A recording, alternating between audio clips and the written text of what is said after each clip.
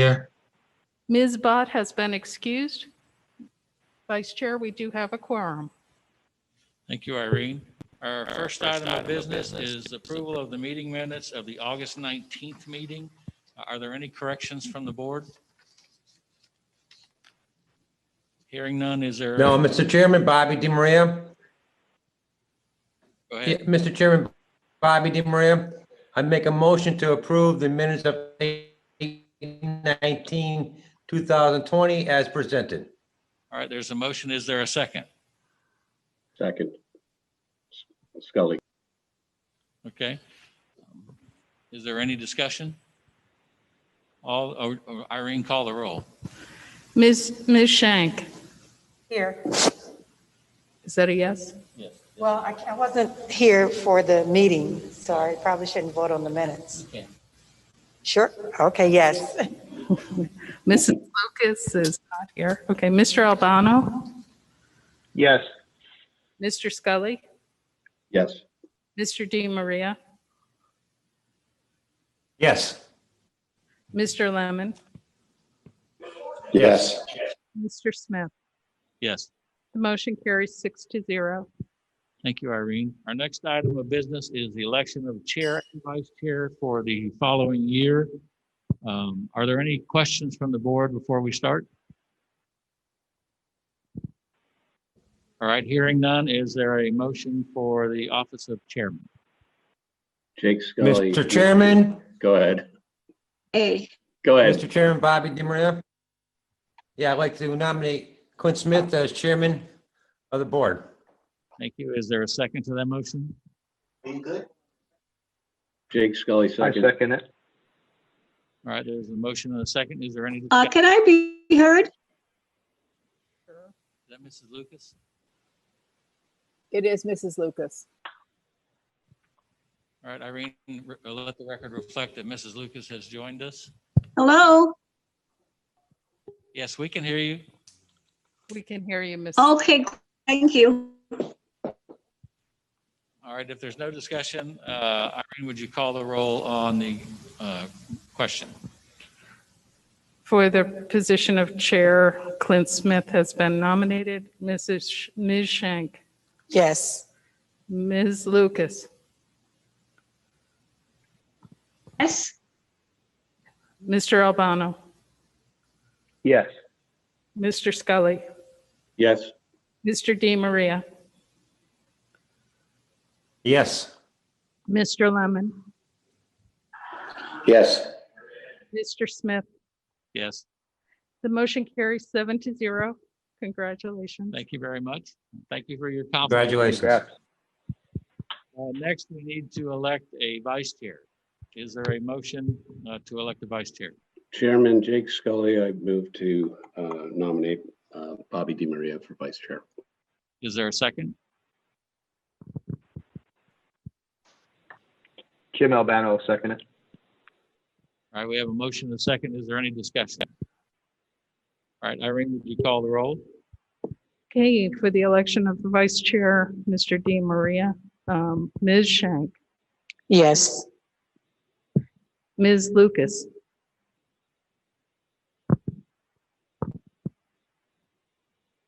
Mrs. Lucas, I don't see her on anymore. We may have lost her. No, she's here. She's just Oh. frozen. okay, I'm back. I'm Mr. here, but all right, I'll do hand signals. No, I can hear you. Okay, So how do you vote, Ms. Lucas? Oh, okay. Take that as a yes. Mr. Albano, Yes. Mr. Scully, Yes. Mr. DiMaria, Yes. Mr. Lemon, Yes. Mr. Smith. Yes, The motion carries 7-0. Congratulations. Mr. congratulations, Mr. DiMaria. Congratulations. Thank you. Thank you, everybody. We will move on Thanks, to Nick. item 3. Ray is going to introduce this item. Thank you, Mr. Chairman. Yes, this is the South Pole Kings Road Master Plan Development Rezoning. The applicant and city staff continue to work on this item, and the applicant actually requested that this item be continued to the, and what we do is to continue to a time and place specifically. So they're asking for a continuance for the October 21st regular scheduled Planning and Land Development Regulations Board meeting. That would be at 5:30 p.m. And the location will be here at the community center on 305 Palm Coast Parkway Northeast for that continuance. All right, thank you, Ray. Since this is to be continued to a date certain, there's really no discussion. Is there a motion to continue the meeting to October 21st, 2020 at 5:30? Mr. Chairman, Bobby DiMaria, I make a motion to continue the item number, I believe it's 8748 to October 21st, 2020 for next PLDR, for that BRDR meeting. Is there a second? This is Sandra Shank. I'll second. Second, All right, we have a motion and a second. Irene, would you call the roll? Ms. Shank, Yes. Mrs. Lucas. Got a hand signal? meeting ID number federal. Mrs. Lucas, can you vote?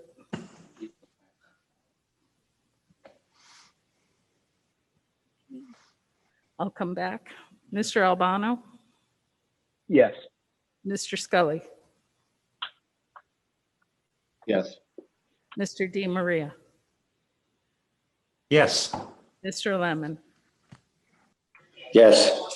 Mr. Smith. Yes. Mrs. Lucas, if you can hear us, could you vote on the motion?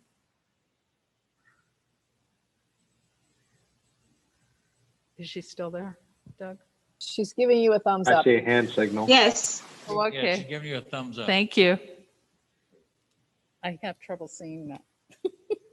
Thank you. The motion carries 7-0. All right, thank you very much. Our last item is annual training for those members of the board and the new members of the board. I think the board attorney is going to do that. Yes, and I appreciate everybody joining us tonight, because rather than continue to not have a meeting, I thought we can use this as an opportunity while we're at the community center to have some refresher training. I know some of our new members have received similar training from Katie this past week on this. So some of it may be a refresher that you had last week with our attorney. But I really want us, number one, to educate us to get some of this annual training and also to test the technology, because, as y'all know, we have a special meeting here October 30th, and we want to make sure everything's running. So it's kind of a win-win for everybody. But Mrs. Reichman will, as y'all know, our city attorney will provide some quasi-judicial proceeding type training. And then I figured Jose Papa will provide some training on the comprehensive plan. It's been a long time, and for some of our new members to go into what the methodology is and how, what our comprehensive plan is and how we go about changing the comp plan and kind of going through a staff report of what he looks at would help educate some of our new members a little bit more and refresh some of our older members. So with that said, I'm going to go ahead, Clint, and hand it over to Katie. All right, thank you. Go ahead, Katie.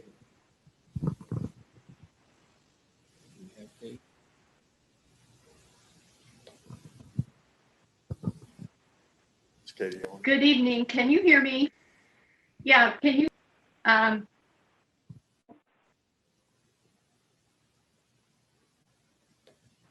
Katie, you've been freezing on and off tonight. You're not hearing me? Okay. Irene? Yeah. I'm hearing. We can hear you, now. Kate.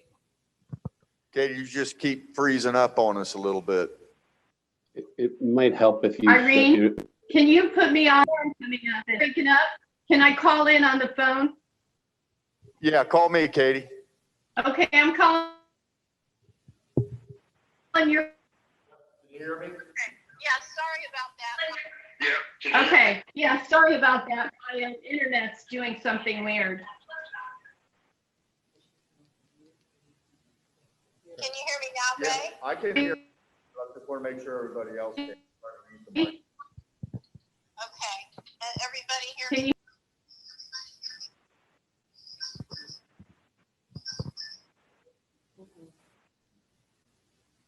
I can hear you. Yeah.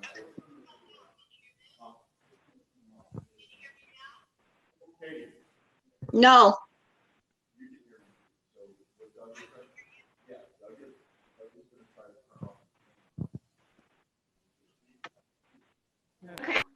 Oh, Katie, you can hear me, right?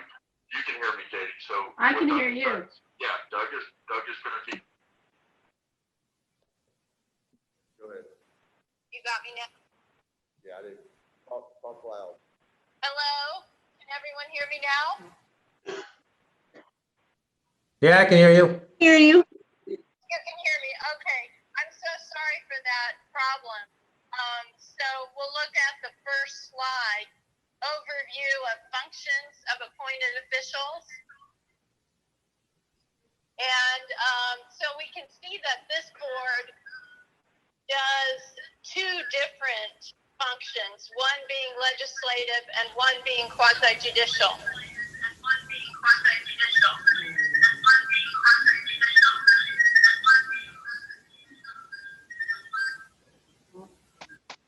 Am I echoing? Yeah, kind of sounds like a Pink Floyd album.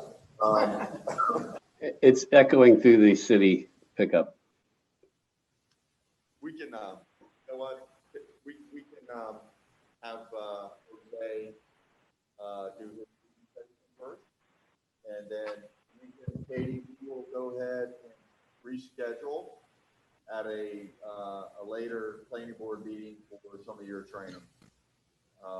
We can do that. We can. It's not a rush on a refresher. So you got some of the new members have already received some of their training. So what we're going to do is we'll reschedule Katie, and then we'll just do the comp plan training right now, and then we'll call it a night.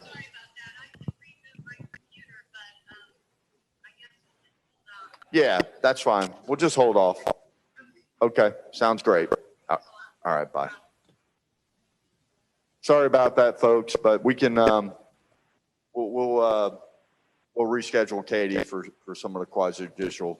All of y'all have heard it. Our new members have went through the training with Katie last week, just to reiterate that fact, and then we'll have her back for a refresher in the next month or two. But with that said, I'm gonna hand it over to Jose to talk about our future land use and our comp plan and go through some of those slides and kind of our methodology for that. Thank you, Mr. Tyner. And I'm just going to briefly through a staff report and the contents of the comprehensive plan amendment. The comprehensive plan is a state mandated document.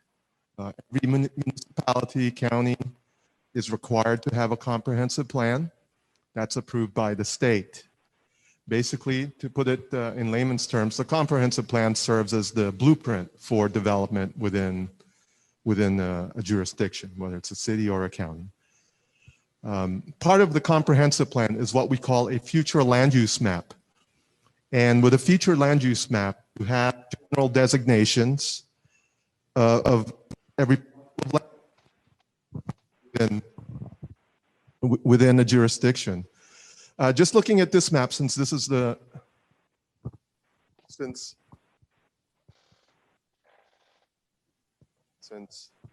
Mr. Papa, this is Charlie Lemon. You're breaking up pretty bad, for me anyway.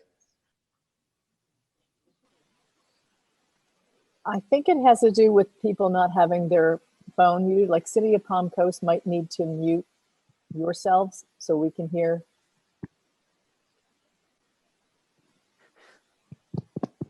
Okay. Can everybody, hopefully everybody can hear me. I will try to speak directly into the microphone. So this is just a snippet of the future land use map. And this is the staff report I'm going to be going over. And that's why it just highlights a portion of the city. And just to give you just to orient you to what this parcel is. This is a parcel that's just south of the city's public works facility. Looking at the subject property. It's on US 1. It's about a mile north of Palm Coast Parkway. And you could see right along US 1 is that way station. And behind that is where this parcel of land is, along with the Public Works, City of Palm Coast Public Works facility. As you can see, you see a number of future land use map designations on this map. There's something called DRI-MU, that's Development of Regional Impact Mixed Use. And in this particular one is Palm Coast Park. You see north of the subject parcel is a parcel designated as institutional, and that is the city's public works facility. And then across US 1, you see some mixed use parcels, and you also have within this map conservation areas and conservation is a designation on our future land use map. Another one to the south of the parcel is lands designated as industrial. And specifically, that land is what we know as Hargrove Grade Industrial Park. So there are other designations on the future land use map, which aren't shown on this map because, of course, it's not covered by this map. It's again, a very limited snippet or area of the city. So just looking more specifically, I'll run through how we would present a staff report to you when there is a future land use map amendment. So this is the current future land use map, looking at that about 8-acre parcel as the subject property. And you might have, it's pretty difficult to tell on the screen, but its current designation right now is that of Development of Regional Impact Mixed Use. Again, it's part of the Palm Coast Park DRI. In the past, or I'm sorry, there was a trade of property and the city came to acquire the subject property. And the city's intent is to expand the public works facility to this acquired parcel. And so the one thing that the city had to do was to change the land use designation on it from DRI mixed use to institutional, that blue color, consistent with the institutional land use designation that you see for the current or existing public works facility. So in doing the staff report for that, in doing the analysis, there are a number of things that we do. Before I get too far, there are two types of future land use map amendments, or what we call FLUME amendments. There's what we call a small scale map amendment, which are for parcels less than 10 acres. And there are large scale map amendments, which would be for parcels greater than 10 acres. And the main difference there is that small scale map amendments need not go to the state for review. When we have a large scale map amendment, one that is greater than 10 acres, after the first reading at City Council, just go back on the process, staff will present it to the Planning Board. Planning Board will make a recommendation to City Council to either approve or deny the requested change. And then City Council will have 2 public hearings on it.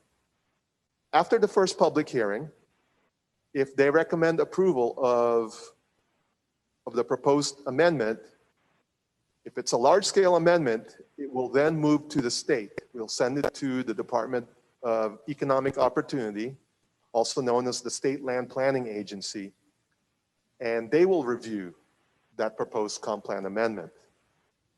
So in addition to the State Land Planning Agency, there are a number of agencies that we also need to send that amendment to. It includes DEP, the Department of Environmental Protection, the Department of Transportation. We send it to the Regional Council, the Water Management District, and we also send it to Flagler County for comment and review. And so they have 30 days to provide any comments to the city or concerns regarding the proposed amendment. And after 30 days, the city can then schedule a second public hearing on the amendment and taking into consideration the comments that have been provided by those state agencies and Flagler County.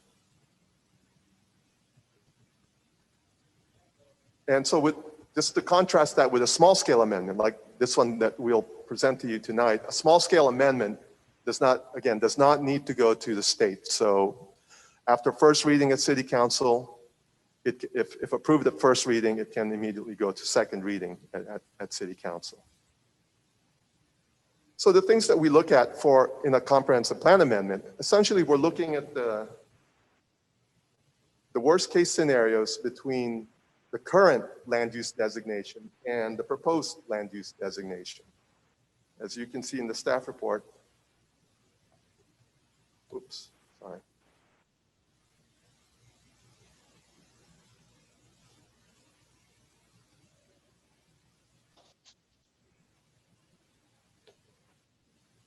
I apologize, I'm trying to. We'll provide you with a background of the purpose or the intent of the land use map amendment. As with any other application, most applications that come before you, there's a need to hold a neighborhood meeting where we invite the surrounding property owners to hear the proposal and to provide comment at that time about any issues or concerns they might have. One of the things that we do with a comp plan amendment is to provide, again, looking at the impacts of the proposed amendment.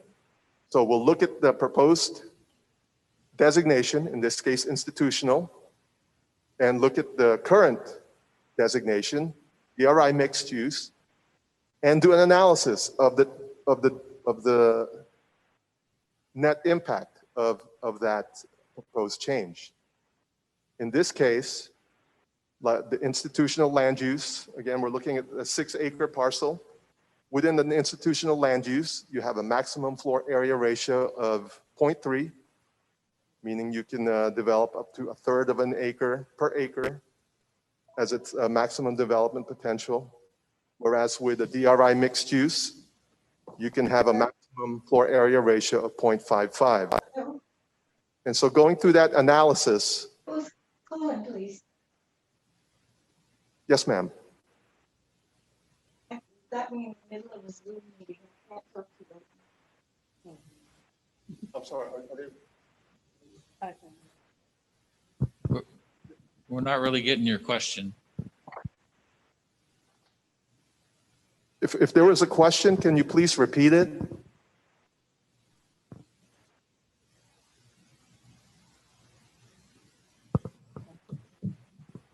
All right, I'll move on. If you can. So essentially, again, we'll just look at the maximum square footage allowable under the proposed designation and under the current designation and give you just a numerical analysis of what that difference might be. In this case, the change from DRI mixed use to institutional provides for a maximum development potential that is lower than the existing, than the current land use designation. And we'll do that for the maximum potential non-residential use and also for the residential use. In this case, our institutional land use designation does not permit residential uses. So the maximum number of units can be developed under the proposed amendment is 0. Whereas under the current future land use map designation, you could have a density of up to 15 units per acre. And so there's a potential net decrease of 91 dwelling units. And as part of our future land use map analysis, we look at the objectives and policies that are in the comprehensive plan. And I won't go through each of these in detail, but as you can see, one of the objectives that we need to review as part of our analysis for a future land use map amendment, excuse me, is objective 1.1.3, which has to do with environmental policies. To review proposed amendments to the future land use map based upon environmental conditions and the availability of facilities, services, school capacity, compatibility with surrounding uses, and other generally accepted land use planning principles.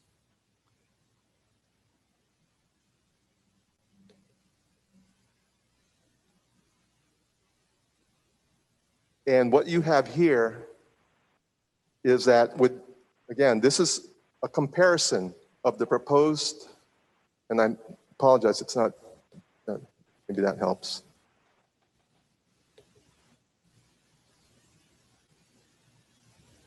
It's provide, again, a comparison of the net potential of the maximum impact under the proposed future land use map designation and under the current future land use map designation. So previously, we looked at the maximum development potential under the proposed designation was 79,584 square feet. And under the current or existing plume designation, it's 145,904 square feet, along with 91 dwelling units under its current designation. So we'll go through the analysis of applying what that means in terms of trips, that's the transportation analysis, potable water, how much water is expected to be used by under the maximum development potential, also with sanitary sewer, what's the capacity that's going to be required to accommodate a development under its maximum potential. And for residential uses, we also provide an analysis of what the solid waste production is, and it's the demand on parks and also on public education, that is, its school impacts. Stormwater drainage, that is usually done at the time of site plan, when they get closer to actual development on the ground. And within the staff report, here are the formulas that we use for determining what those impacts are. And these formulas, that for example, I'll just pick on potable water where it says residential. In order to calculate what the impact is of residential on water demand, it will be the number of units multiplied by 2.4, which is the number of average persons per household in the city, and 125 gallons per capita per day. And the 2.4 and the 100 persons per household and 125 gallons per capita per day are adopted within our comprehensive plan also. They were adopted originally when we first adopted the comprehensive plan, and those established what numbers are to be used when doing this analysis.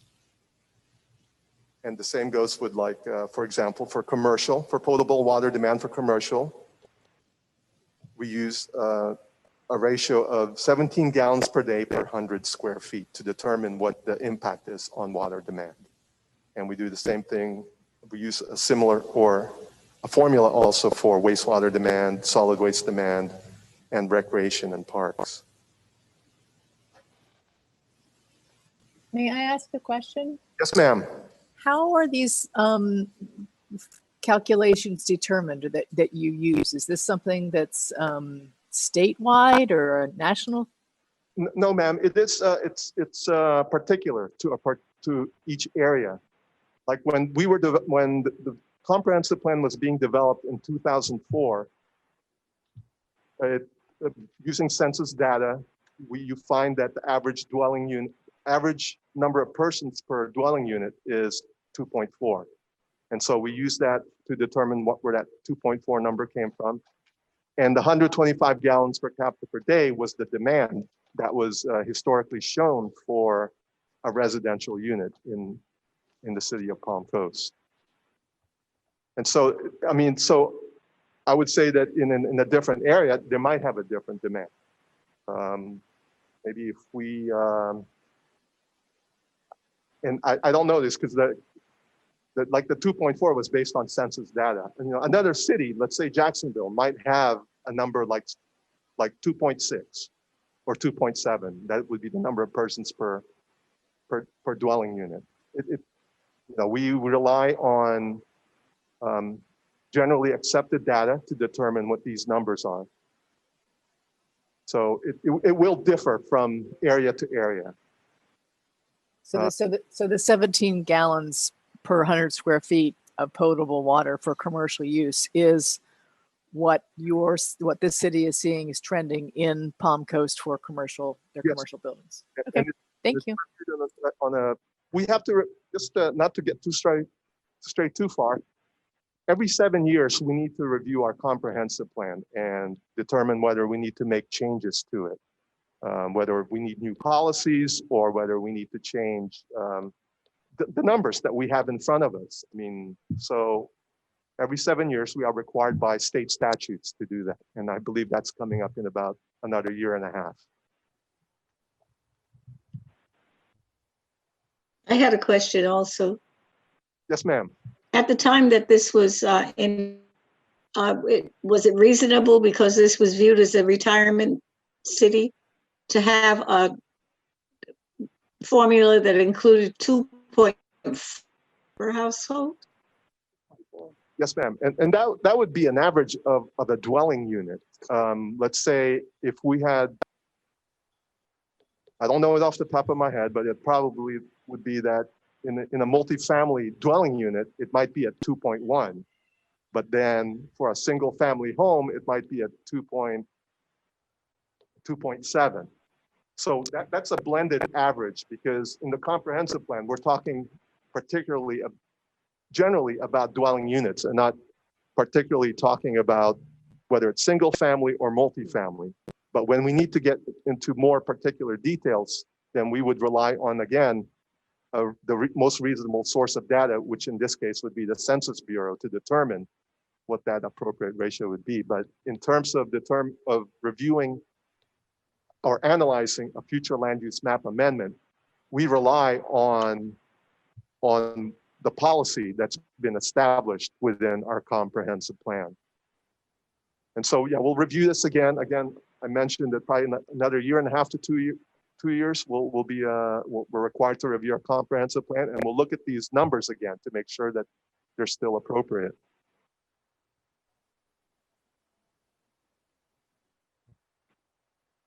So moving on, in addition to its impacts on public facilities,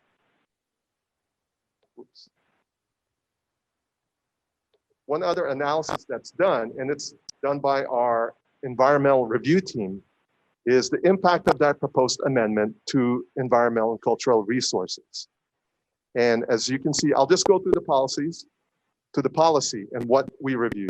Under policy 1.13.1, the following environmental factors, I don't mean to read to everybody, but I know it's difficult to read, but I apologize. I will read this policy. You're breaking up so badly. Okay. So under policy 1.13.1, at a minimum, the following environmental factors shall be evaluated each time flume amendments are proposed. We need to look at the topography and soil conditions, including the presence of hydric soils. Location and extent of floodplains and the coastal planning area, including areas subject to seasonal and periodic flooding. Location and extent of wetlands, certain vegetative communities, and protected wildlife species. Location and extent of other environmentally sensitive features, the proximity to well fields and aquifer recharge areas, and its impacts to potable water supply. So when someone proposes to do a future land use map amendment, our environmental team will look at that proposed amendment and review the conditions on the ground and write a report, provide an analysis of its impacts and the appropriateness of that proposed change based on the land conditions, using A through F as the factors that they review.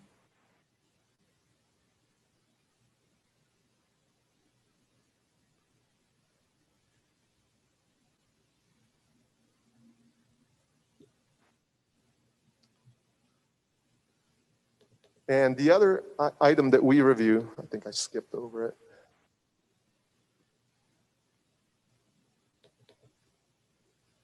Land use compatibility analysis. Again, this is again a policy in our comprehensive plan. It should be, and under this policy, a future land use map amendment is reviewed for compatibility with proximate uses and development patterns and shall be considered when evaluating that proposed future land use map amendment. And there are sub-policies underneath that, basically having to do with trying to make sure that the proposed uses are consistent with the existing surrounding area and providing that there are means to mitigate the impacts of those differences between densities or even with uses through the use of things such as buffers. And finally, also looking at the impacts of the health, safety, and welfare of the surrounding residents. So as part of our analysis, we will provide a report that tells us what the surrounding future land use map uses are to the north, south, and east of the subject parcel. We'll also look at the surrounding zoning designations to the surrounding area, and also the existing uses, which probably plays a big part in determining whether a proposed amendment is consistent or is appropriate for a particular parcel of land. Looking at the proposed change that we have in front of us, which is the change to institutional with the eventual use of a public works facility, we have to look at what the surrounding areas are currently used for and determine whether that would be an appropriate use in that area, and whether, if there are differences in the uses, whether it can be appropriately mitigated. And finally, the last part of this staff report is consistency with the comprehensive plan. At this point, we basically review the entire comprehensive plan, which is composed of different elements. We have a future land use element, transportation element, housing element, recreation and parks element, coastal and conservation element, and looking at the different policies within each of those elements and looking for policies which might support or not support a proposed amendment. In this case, I'll look at what I wrote in this staff report. Again, the change from DRI mixed use to institutional. In this case, we find that use to be, or the proposed amendment, to be consistent with the comprehensive plan in the following ways. Under objective 1.1.4, we have an objective that we are to promote compact and contiguous development, a mixture of land uses, and discourage urban sprawl. I think we see that the proposed expansion of a public works facility adjacent to where it is now is appropriate as a comp plan amendment. Under policy 1.14.5, land use patterns will be required to be efficient and not disproportionately increase the cost of providing and maintaining public facilities, as well as providing housing and transportation strategies that will foster energy conservation. Again, in this case, you're looking to expand the institutional use public works facility, basically in the same area. It is already in an area that's served by water and sewer. It's in an area that's along a major corridor, US 1, which would be appropriate to serving the entire, the rest of the city, since in this case, the public works facility serves the entire city. And so based on all those factors, staff provides a recommendation to the planning board. And again, planning board makes that recommendation to city council, and city council will go through the application in 2 public hearings. And that's just a small summary of how we analyze a future land use map amendment without getting deep into the weeds of it. But I'd be happy to offer that if anybody would like to get more into the weeds. I'll be happy to, I'll entertain any questions at this time. I have a question, Jose. Since that's a small scale Yes, ma'am. change, what is the average length of time that Sure. that would take? Typically 2 to 3 months. We'll be at, let's say we had one tonight, September. Likely we'll have the first reading, the second meeting of City Council in October. And because it doesn't go to the state, we'll immediately have the second reading right after that. So by November, first reading, by the first council meeting of November, we should be done with the process. But yeah, that's from the time that we have this first public hearing. But before that, an applicant might provide us with an application. We'll review the application for completeness, making sure that they provided us with all the data and analysis that we need, whether it's a transportation study, an environmental study. We need them to provide a capacity, a letter from utilities saying that they are able to serve the development. If it's for a change to residential, we will require them to coordinate with the school district to determine school capacity. So we need all that information and all that data ahead of time before we even schedule our first public hearing. Thank you. Yes, you're welcome. Any other questions for Jose? All right, Ray, is there anything else from the staff? No, sir. All right, I'll remind everybody, we have a special meeting 2 weeks from tonight in the same location. And if there are no questions from the board, I'd entertain a motion to adjourn. A motion to, Mr. Chairman, Bobby DeMaria, make a motion. And second. All right, we have a motion and a second. Irene, would you call the roll? Ms. Shank, yes. Mrs. Lucas. Am I getting the high sign? Yes. Yes. Mr. Albano, Yes. Mr. Scully, Yes. Mr. DeMaria, Yes. Mr. Lemon, Yes. Mr. Smith. Yes. We have adjournment 7-0. All right, thank you very much. We're